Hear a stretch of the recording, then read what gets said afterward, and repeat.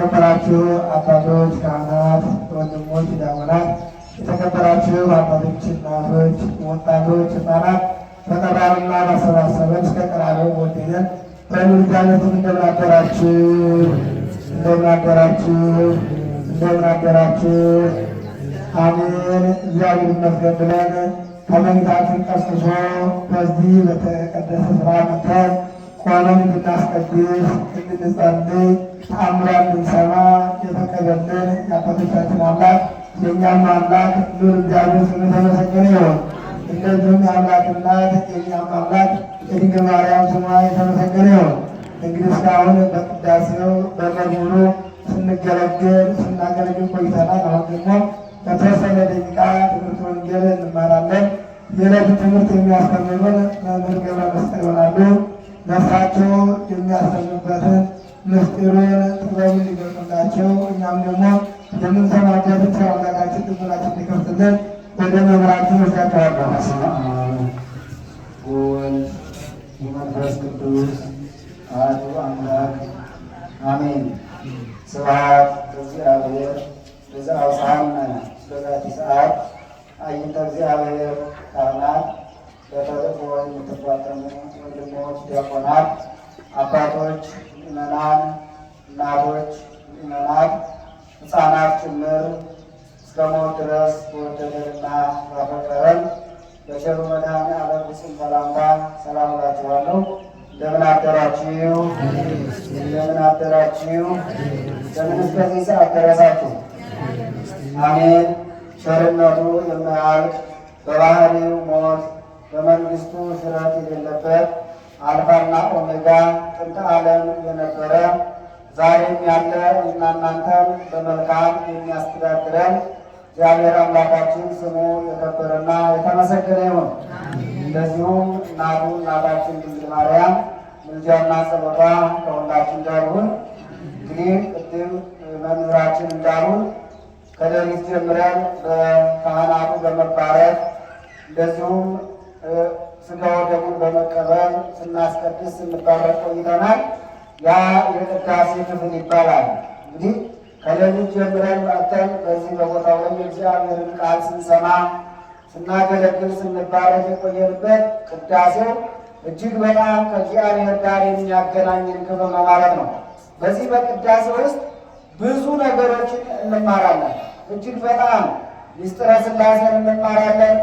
ነገረ ማርያምን፣ ነገረ ክርስቶስን፣ ነገረ ቅዱሳንን ቅዳሴው ሲነገር ሲዜም እንኳን ወንጌል ሲባል ሰምታችኋል።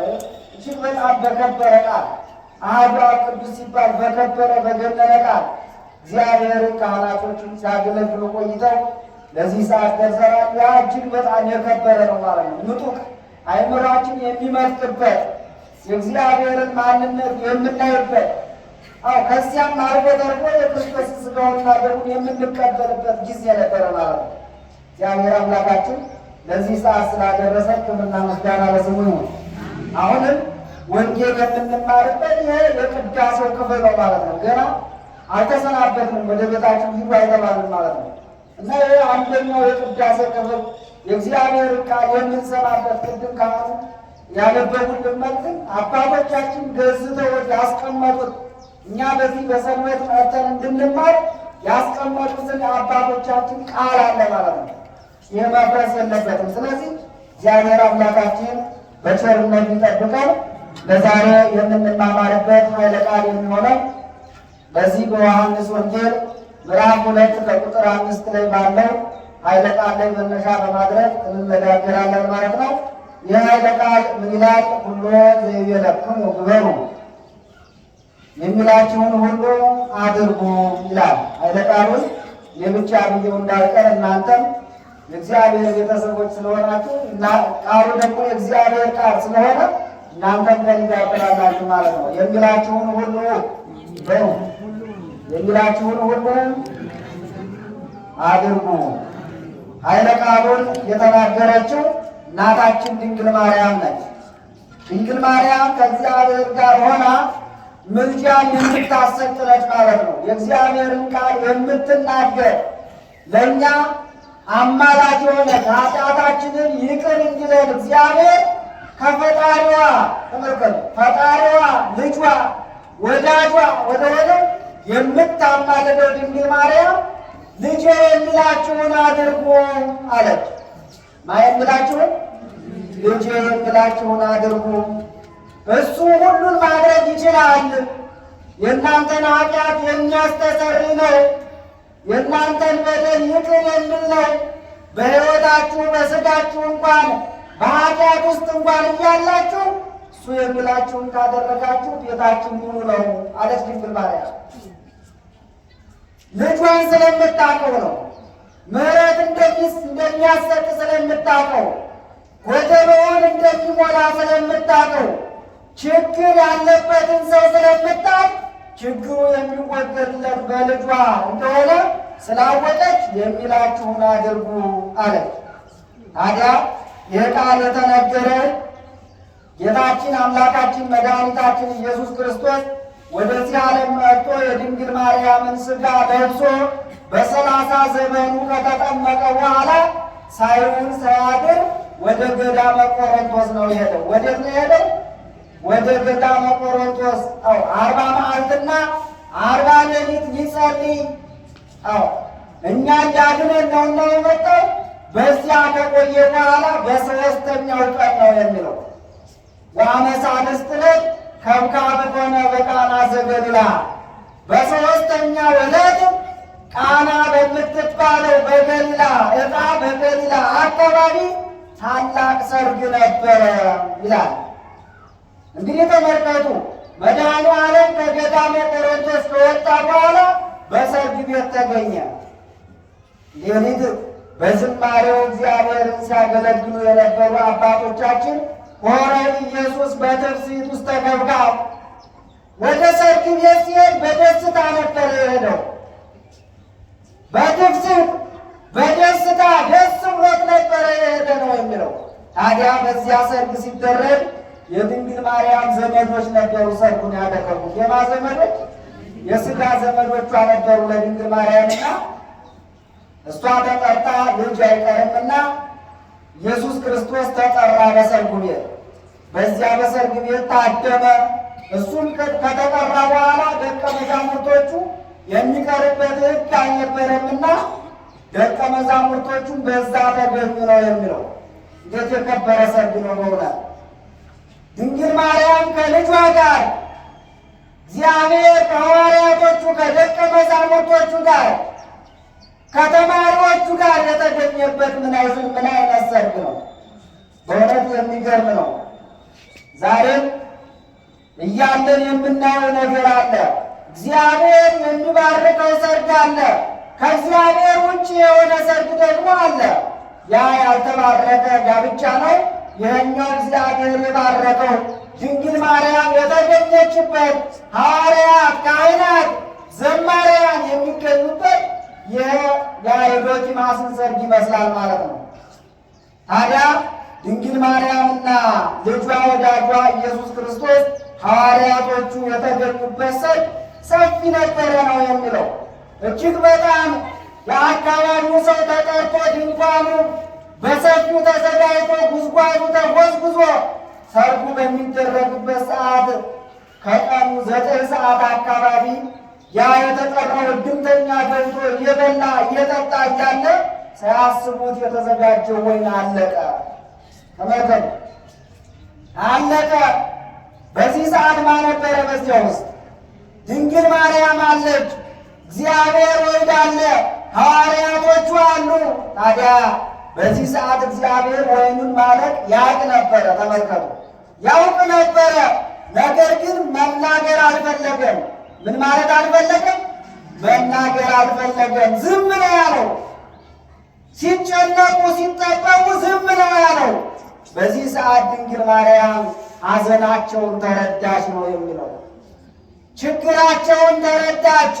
ማቅረብ አቅቷቸው ነበረና የሚሰጡት ባጡ ሰዓት እናታችን ድንግል ማርያም አዘነችላቸው፣ ራራችላቸው። ዛሬም እኮ ትራራልናለች ድንግል ማርያም።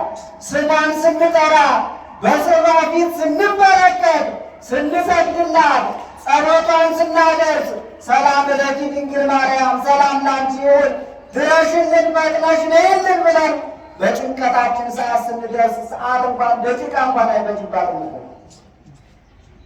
ሰዓት ወሰን ሳይፈጅባት አንደበታችን ለስሟን ለመጥራት በሚዘጋጅ ሰዓት ገና በልባችን ስናስባት የምትመጣ ርኅርኅተ ልብ የሆነች ድንግል ማርያም ናት።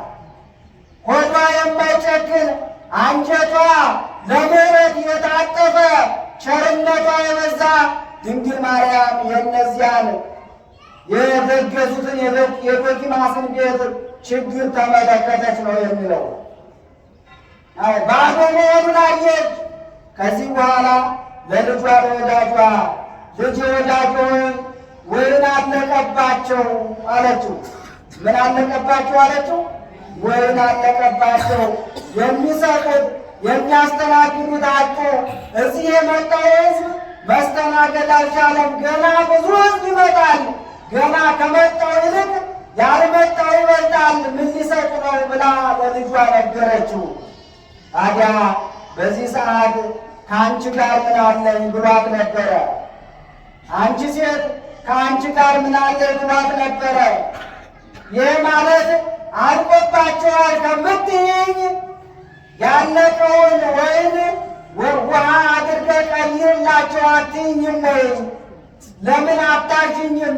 ለምን አትነግሪኝም? እኔ እኮ አውቃለሁ ብሎ መልሶላት ነበረና ታዲያ ይህንን ቃል አንቺ ሴት ከአንቺ ጋር ምን አለኝ የሚለውን ቃል ብዙዎች የተሰናከሉበት አሉ ወገኖች። ሴት ብሎ ጠራት፣ አቃለላት እያሉ እናት ድንግል ማርያምን የሚያቃልሉ ብዙዎች አሉ። እኛ ግን እንደተረዳነው እንዳወቅነው በትርጓሜው እንዳየነው ቅድስት ቤተ ክርስቲያን እንዳስተማረችን መጠን ከአንቺ ጋር ምን አለኝ አላት። ገና ጊዜ አልደረሰም። አድርግስ ብትይኝ የማላደርገው ነገር ምን አለ ብሎ ነው የመለሰላት። ታዲያ በዚህ ሰዓት እግዚአብሔር ወልድ መድኃኔዓለም በዚያ በሰርጉ ቤት ተገኝቶ ነበርና የልጇ የእናቱን ምልጃ የሚሰማ ኢየሱስ ክርስቶስ እነዚያን በሰርጉ ውስጥ የሚያስተናግዱትን እነሱ ተግባብተዋል። እናትና ልጁ ተግባብተዋል። እንግዲህ በሚነጋገሩ ሰዓት ተግባብተዋል ማለት ነው።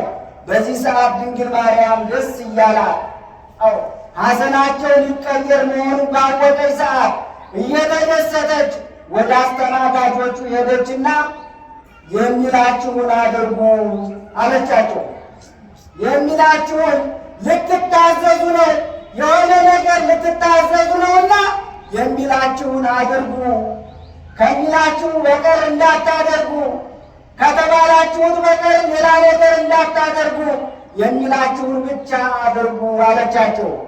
በዚህ ሰዓት ጠጋ ብለው ለመታዘዝ ጎንበስ ብለው በርከክ ብለው ከኢየሱስ ክርስቶስ እግር ስር ትእዛዝ ተቀበሉ ነው የሚለው። በዚህ ሰዓት የተዘጋጁትን ስድስቶቹን የድንጋይ ጋኖች እጠቧቸው አለ መድኃኔዓለም። እጠቧቸው፣ በተለያየ በሚያጠራ ነገር እጠቧቸውና ስድስቱን ጋኖች ውሃ ሙሏቸው አለ። ምን አድርጓቸው አለ? ውሃ ሙሏቸው። እናንተ በፊት የጠመቃችሁት ወይም ሽታ እንዳይኖረው፣ እናንተ የጠመቃችሁት ወይም ምልክት እንዳይኖረው፣ ጣዕሙ እንዳይኖር በደንብ አጥባችሁ ውሃ ሙሏቸው ስድስቱንም ጋኖች አለ። በዚህ ሰዓት እግዚአብሔር ወልድ ያንን የተሞላውን ውሃ ሳይባርክ በቃሉ ብቻ ይሁን ብሎ ያንን በስድስት ጋኖች ውስጥ ያለውን ውሃ ወደ ወይን ቀየረው። ክብርና ምስጋና ለአምላካችን ይሁን። በዚህ ሰዓት የተጨነቁት ሙሽሮች ደስ አላቸው። ያንን ውሃ በቀየረ ሰዓት ራሱ አልቀመሰም። ተመልከቱ፣ ቀድሞ ላሳዳሩ ሰርጉን ለሚመራው ለኃላፊው አቅምሱት ብሎ ሰጠ። ይህን ያደረገው ምንድን ነው? ስርዓት አይወድቅም እንደሚባል ነው። ተመልከቱ፣ በዚያ በሰርግ ቤት ከእርሱ በላይ ማን ነበረ? እንግዲህ በዚያ በሰርግ ቤት ከእርሱ በላይ ማን ነበረ? በዚያ በሰርግ ቤት ውስጥ ከእርሱ በላይ ስልጣን ያለው ማን ነበረ? በዚያ በሰርግ ቤት ውስጥ ውሃውን ወደ ወይን መቀየር የሚችል ማን ነበረ? እርሱ ነበረ። ነገር ግን ራሴ ልቅመስ፣ ለሐዋርያቶች ልስጣቸው፣ ለእናቴ ለድንግል ማርያም ልስጣት ሳይል ምን አደረገ? ሥርዓት ያውቅ ነበረና ለአሳዳሪው ስጡት ብሎ አዘዘ። በዚህ ሰዓት አሳዳሪው በቀመሰው ሰዓት ምን አይነት ሰርግ ነው? በሌላ ቦታ ስንመለከት መጀመሪያ ደከም ያለውን ጠላ ያቀርባሉ። መጀመሪያ ኃይለኛውን ጠላ ያቀርባሉ። ከዚያ በኋላ እየደከመ ሲሄድ ሕዝብ ለመሸኘት ተብሎ የሚደረግ ነገር አለ። በዚህ ቤት ግን ያየነው መጀመሪያ ደካማውን ካቀረበ በኋላ ኋላ ኃይለኛውን ቀረበ። እንዴት አይነት ሰርግ ነው ብለው ተደነቁ። ይህ ነው እግዚአብሔር ያለበት። እግዚአብሔር የባረከው ወይን ይሄ ነው። እግዚአብሔር የባረከው ሕይወት ይሄ ነው። እግዚአብሔር ያለበት ድግስ ይሄ ነው። አዎ ዛሬም አባቶቻችን በየቤታችን እየመጡ የሚባረኩት ለዚህ እኮ ነው። አርአያውን እየያዙ እንዲሁ ከመንገድ ተነስቶ የሚሰራ ከመንገድ መጥቶ የሚሰራ ቃል ማንም የለም። እግዚአብሔር ያዘዛቸውን ነው የሚያደርጉት።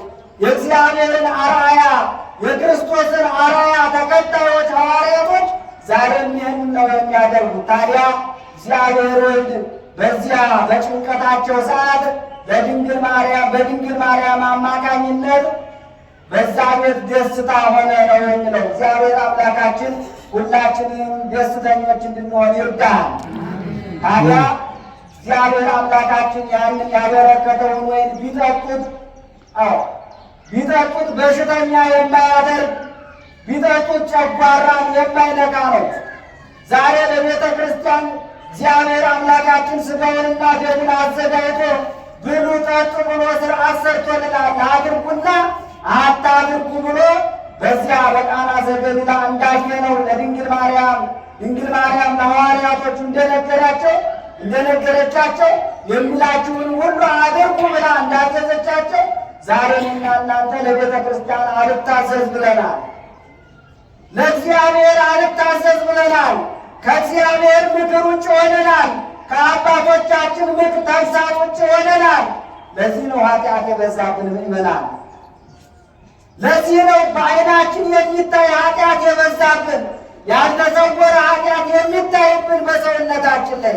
እግዚአብሔር አምላካችን ቸርነቱን ይላክልን። የሚለንን ሁሉ አድርገን ለመንግሥቱ እንድንበቃ እንደዚሁም ደግሞ የሚለንን ታዘን ከፈጣሪያችን ጋር ተገናኝተን እግዚአብሔር ለእኛ ያስቀመጠልን ሕግ አለ። አድርጉና አታድርጉ የሚል ኃጢአት አትስሩ፣ ጽድቅ ስሩ ብሎ እግዚአብሔር አምላካችን በወንጌል አስቀምጦልናል። ነገር ግን ዛሬ ጽድቅ ከመስራት ይልቅ ኃጢአት መስራት መልካም እንደሆነ እየተመለከትን ብዙዎቻችን በኃጢአት ባህር ውስጥ ገብተናል።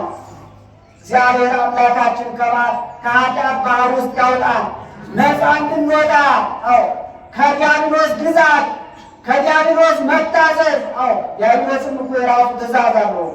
አድርግና አታድርግ፣ ለክርስቶስ አትታዘዝ፣ ለእኔ ብቻ ታዘዝ፣ የቤተ ክርስቲያንን ስርዓት አትስራ፣ ለእኔ ብቻ ስራ እያለ የራሱ ትእዛዝ እሱም አለ። እግዚአብሔር ግን መልካም የሆነውን አድርጉ፣ ክፉ የሆነው አይጠቅማችሁም፣ በሥጋችሁም በነፍሳችሁም ትጎዱበታላችሁ ብሎ እግዚአብሔር አምላካችን አስቀምጦልናል ማለት ነው። ስለዚህ ከኃጢአት ባህር ወጥተን በመልካም በለመለመው በመንግሥቱ እንድንቀመጥ ንስሐ ገብተን ኃጢአታችንን ለአባቶቻችን ተናዘን ከገቢረ ኃጢአት ወደ ገቢረ ጽድቅ ተመልሰን የመንግሥቱ ወራሾች እንድንሆን እግዚአብሔር አምላካችን ይርዳን። የሚላችሁን ሁሉ አድርጉ ብላ ድንግል ማርያም ነግራናለች። ለእነሱ እንደነገረቻቸው ዛሬም ለእኛ የተነገረ ቃል ነውና እግዚአብሔር አምላካችን በቤቱ እንዲጠብቀን ቃሉን ሰምተን የቃሉ ፈጻሚዎች ሆነን የሚለንን ቃሉን የእግዚአብሔርን ቃል ፈጽመን የሚለንን አድርገን ለመንግሥቱ እንድንበቃ እግዚአብሔር አምላካችን ይርዳን። ወስብሐት ለእግዚአብሔር።